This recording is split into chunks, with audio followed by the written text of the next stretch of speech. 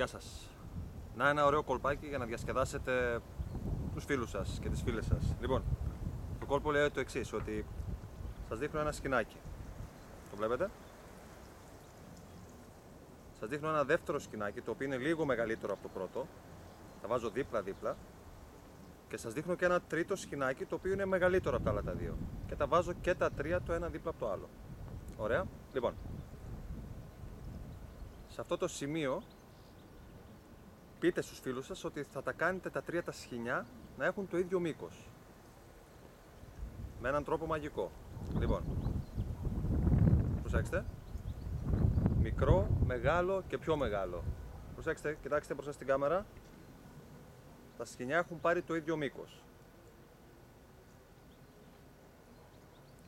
Σε αυτό το σημείο θα τα δείξω ένα-ένα στην κάμερα. Το πρώτο είναι αυτό.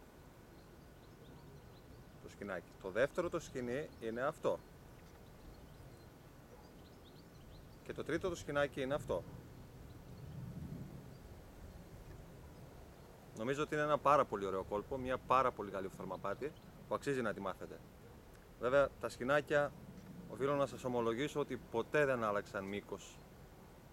Και αυτό θα φανεί τραβώντας πάλι τα σκηνάκια, θα δείτε ότι πάντα είναι στο ίδιο μήκος όπως πριν. Είδατε αυτό που ήθελα εγώ να δείτε. Σας ευχαριστώ πολύ.